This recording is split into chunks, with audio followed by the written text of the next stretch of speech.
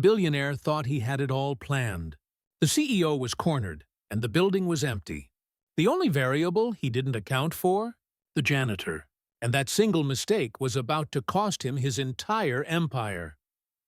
The night had swallowed New York whole, leaving behind only the glittering dust of city lights. Inside the Reed Tower, on the 60th floor, Isaiah Washington glided a mop across the marble floor. In his headphones, the voice of Sam Cooke wasn't just sound. It was a warm, silken cocoon, shielding him from the world of glass and steel outside. It was his one moment of peace in the day, an unspoken treaty with the silence. He wasn't just a janitor, he was a ghost who cleaned in the night. Then the peace was shattered. A heavy thud. Not the sharp shatter of glass, but the dense, sickening sound of a stopped impact. It was the silent scream of violence, a single wrong note in the symphony of the night. Isaiah ripped his headphones off, his heart suddenly tight, a familiar sense of alarm running down his spine. He whipped around, his eyes locking onto the frosted glass office of the CEO, Evelyn Reed. On the glass, something red began to bleed downwards. It didn't just slide. It painted a thick crimson line like a tear of violence, and then a small, tiny handprint pressed against the glass. Not a slap, but a desperate, fleeting attempt to hold on to safety. It wasn't just a smear of blood. It was a cry for help without a voice. The glass door creaked open just a crack. 6-year-old Lily Reed stumbled out, the front of her pink princess dress stained with a horrifying splash of red. Her blue eyes were wide with a terror so profound it had stolen her tears and her screams. That silence was more frightening than any shriek could ever be. She staggered toward him, grabbing the leg of his gray work pants with trembling hands. She looked up and whispered the words that froze the blood in his veins. "Mister!" "The monster. He's hurting my mommy." Isaiah looked past her, into the office, where the shadow of a tall man in an Armani suit stretched across the floor like an oil slick. What kind of monster wears a $3,000 suit? And why, in this skyscraper of gods, was the only person who could stop it, the man who cleaned the toilets? To the world that ran on platinum credit cards and million-dollar handshakes, Isaiah Washington was invisible. He was a gray uniformed void, a working-class ghost who drifted through the corridors of power. They greeted him with polite, empty nods, their eyes looking right through him as if he were part of the furniture. They didn't know that his eyes saw more than just dirt. He saw the cracks in their perfect facade. He saw the black, unlicensed sedan that had been parked across the street for 3 days, patient as a predator. He saw the new security guard, whose eyes were always darting around, a sheen of sweat on his brow even in the air conditioning, as if he were hiding a heavy secret. And most importantly, he had seen the way CEO Julian Croft looked at Evelyn Reed in the meeting that afternoon. It wasn't the look of a business partner. It was the possessive stare of a hunter cornering his prey. Evelyn Reed was no ordinary CEO. She was a fortress. She'd taken over Reed Enterprises after her husband, the company's founder, died in a car accident that felt all too suspicious a year ago. She was strong, principled, and had flatly rejected a toxic merger offer from Croft Industries. That afternoon, after she'd said her final no, Croft had leaned in close. His voice was as soft as silk, but as cold as ice. "There are things more persuasive than numbers on a spreadsheet, Evelyn. You'll understand soon enough." He wasn't just making a threat. He was announcing a plan already in motion. And now, that plan was knocking on her office door with its fists. Facing the trembling child, Isaiah felt no panic. Chaos didn't rattle him. It sharpened his mind to a terrifying focus. He knelt, bringing himself to Lily's eye level. His voice was a low, steady rumble, a frequency of safety in the middle of a storm. "Lily, listen to me. I need you to do something very brave, okay?" The little girl nodded, a tear finally breaking free and rolling down her chubby cheek. "See that supply closet at the end of the hall? I want you to run there, hide behind the cardboard boxes, Cover your ears, and don't come out until I call your name. Can you do that for me, little warrior?" He called her Little Warrior, and the word seemed to light a small spark of determination in her eyes. She nodded again, this time with more resolve, then turned and ran, her small feet pattering across the marble. Isaiah stood up. The exhaustion from a long shift vanished, replaced by a lethal economy of motion. He left his cleaning cart behind, his perfect camouflage for the past 2 years. He pushed the office door open gently. The scene inside was worse than he had imagined. Evelyn Reed was pinned by 2 large bodyguards in black suits. Her cheek was swelling, and a cut on her lip was bleeding. Julian Croft stood before her, one hand gripping her chin, forcing her to look at him. His voice was a triumphant, vicious hiss. "I told you, Evelyn. You're going to sign this contract, or your daughter is going to see her mommy. Hey!" Isaiah's voice wasn't loud, but it sliced through the thick tension in the room like a surgeon's scalpel. Julian and his men turned. Croft's expression soured from viciousness to pure contempt. He scoffed. "Well, look what we have here. The janitor wants to play hero. Get out of here before I get my hands dirty, you piece of—" Isaiah didn't wait for him to finish the sentence. Time seemed to slow down. He moved. The guard on the left drew his gun, but he was too slow. A sharp strike with the edge of his hand to the man's throat. A dry, choking sound. The man collapsed, clawing at his neck, his face turning purple. The second guard threw a punch. Isaiah leaned, the fist grazing his ear. In the same motion, he spun, locking the man's arm. A sickeningly dry crack echoed in the room. The man screamed and crumpled to the floor, his arm bent at an unnatural angle. Julian Croft was frozen. His arrogant smirk shattered into 1,000 pieces of disbelief. Before he could process what was happening, the collar of his Armani suit was bunched in Isaiah's large, calloused hand. He was lifted off the ground with shocking ease. Who the hell are you?" Julian choked out, his confidence evaporating. Isaiah didn't answer. He just stared into the man's eyes, and in that gaze, Julian didn't see a janitor. He saw something primal, cold, and deadly. This wasn't the skill of a janitor. This was the lethal precision of a professional. Minutes later, sirens wailed. The police stormed in. Detective Miller, a middle-aged man with a tired face and eyes clouded by a career's worth of prejudice, was the first through the door. His eyes scanned the scene, his brain immediately assembling the pieces into a familiar, ugly picture. 2 injured guards, a wealthy CEO under duress, and a large black man standing in the middle of it all. Miller's eyes narrowed, instantly dismissing everything else. "You! Don't move! Hands on your head now!" Evelyn screamed, her voice hoarse with fury. "What the hell are you doing? He saved me!" "Are you blind or just racist?" But her words were just noise to Miller. Isaiah calmly raised his hands to his head. He had expected this. There was no fear or anger in his eyes. It was the look of a man who had faced far worse than a cop's gun. He wasn't worried for himself. He was worried about what came next. If you believe a hero can wear a janitor's uniform, hit that subscribe button, because the secrets in Isaiah's past are about to shake this entire city to its core. What the detectives didn't know was that the real mastermind wasn't even in the room. He was watching everything on a hidden camera, sipping a glass of whiskey, and preparing his next move.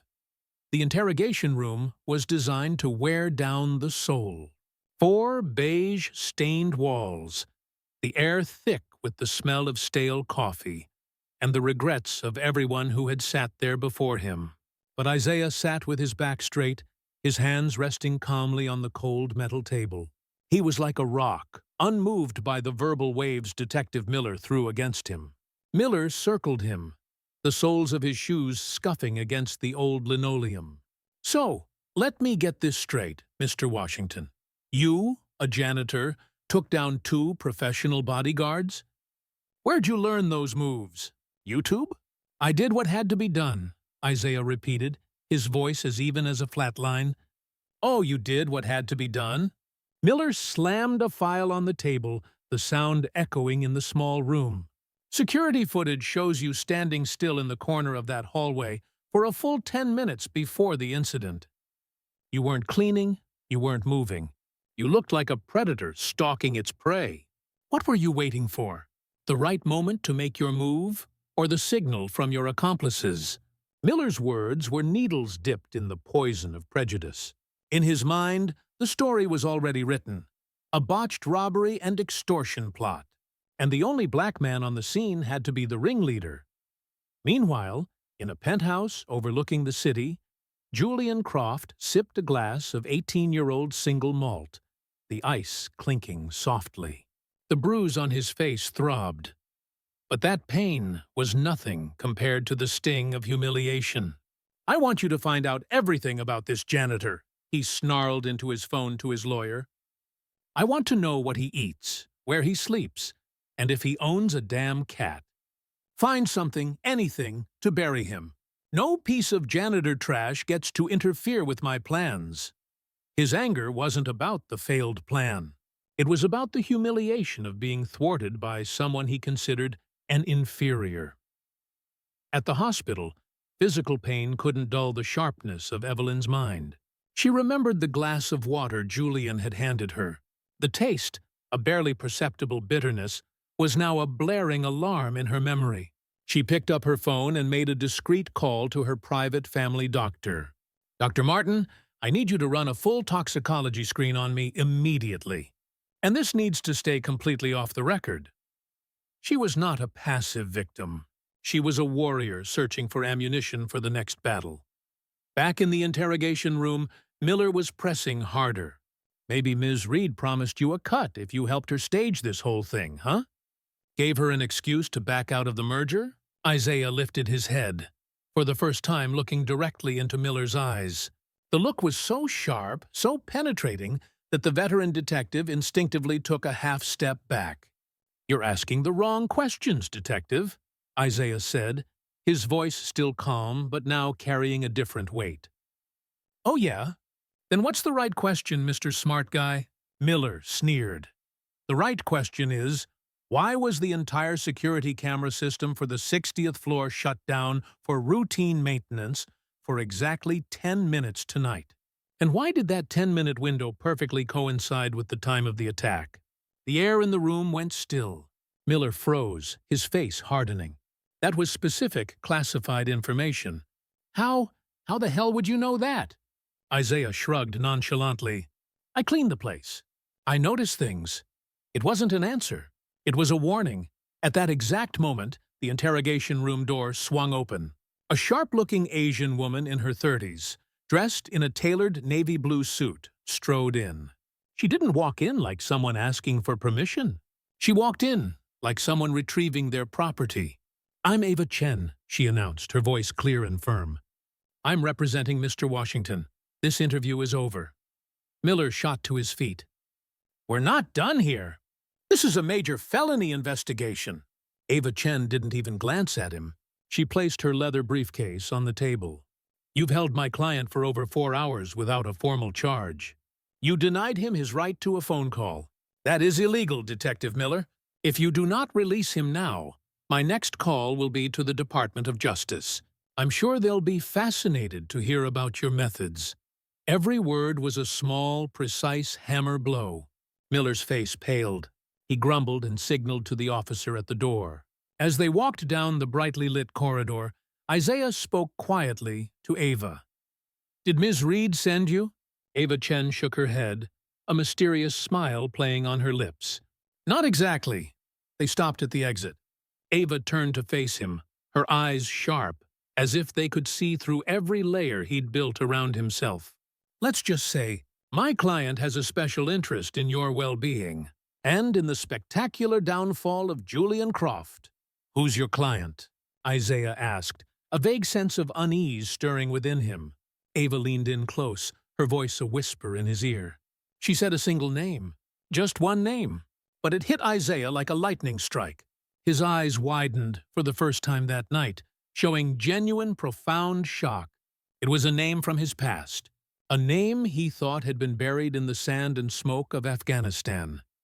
The name Ava Chen had whispered was General Thompson. Not just a name. It was a ghost from Isaiah's former life. His old commanding officer in the Special Forces. A living legend who had forged him from a street kid into an elite soldier. And a man who had lost everything to Julian Croft. Years ago, Thompson's cutting-edge security tech firm had been devoured by Croft using dirty, underhanded tactics, bankrupting the general and forcing him into a bitter retirement. They met the next morning in a small, hidden coffee shop in Brooklyn. General Thompson, now a silver-haired old man, but with eyes that were still as sharp as razor blades, placed a black coffee in front of Isaiah. "I've been watching Croft for 5 years. Is he?" Thompson said, his voice still carrying its old military authority. I knew he wouldn't stop. When I learned he was targeting Evelyn Reed, the daughter of an old friend, I needed someone on the inside, someone no one would ever notice. A ghost. Isaiah looked down at his calloused hands, the faint scars telling stories he never wanted to remember. He wasn't just a janitor. He was a sentinel, a deep-cover agent planted 2 years ago, waiting for this exact moment. "So what's the plan now, General?" "The plan now," Ava Chen interjected, seated across from them, her fingers flying across a tablet, "is that we wake the wolves." Within 24 hours, an invisible network crackled to life. Isaiah called them the Ghost Team, his old comrades in arms. They were no longer soldiers. They were now lawyers, IT consultants, yoga instructors, wolves in sheep's clothing, living normal lives until they got the signal. And now, the signal had been sent. The fight was no longer one man against a corporation. It had become a shadow war, commanded by a janitor. They didn't use a sledgehammer to break down the castle gates. They used 1,000 needles, aimed at the vital pressure points of Croft's empire. First, Oracle, a genius hacker now working as an IT consultant, accidentally uncovered some questionable transactions by Croft Industries routed through a shell company in the Cayman Islands. The information was anonymously leaked to an influential financial blogger. Next, Chameleon, a master of disguise, posed as a freelance journalist and wrote a moving piece about the poor working conditions at a Croft-owned factory where several minor accidents had been covered up. Then, Echo, a signals intelligence expert, captured a short but priceless audio clip, Croft berating an assistant, his language laced with racist and misogynistic slurs. The clip was uploaded to social media and went viral. Each piece on its own was insignificant, but together they created a symphony of annoyance, a death by 1,000 cuts. The goal wasn't to take Croft down immediately. It was to provoke the bear, to make him lose his composure, become reckless, and make a fatal mistake. And Croft took the bait. Pressured by his board and the media, he decided he needed to solve his janitor problem, once and for all. He arranged a meeting with Isaiah in a public park in the middle of the city. Isaiah arrived alone, still in his gray janitor's uniform. He sat on the bench opposite Croft. "How much money do you want?" Croft said, his tone that of a king bestowing charity upon a peasant. 5 million? 10? Take the money and disappear from my life." Isaiah looked at the children playing nearby, then back at Croft. He let out a small, mirthless chuckle. "My place is anywhere that people like you aren't. And you can't buy a soul, Mr. Croft. You can only sell your own." That defiance was the final straw. "You've chosen the hard way, you piece of trash," Croft hissed. He stood up and gave a subtle signal. From 4 directions, 4 large men in plain clothes began to converge. But just as they moved, a perfectly choreographed street play began. The man selling ice cream nearby suddenly dropped his scoop. As he bent down, his elbow accidentally jabbed one of the thugs hard in the groin. A jogging couple happened to run by, and the woman tripped, sending both her and her partner tumbling into 2 other thugs. The last man, approaching Isaiah from behind, suddenly froze, his eyes going wide.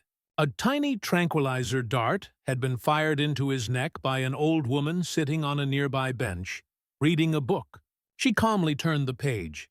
The entire event took less than 10 seconds, and high above, a news drone, coincidentally in the area, captured the whole scene.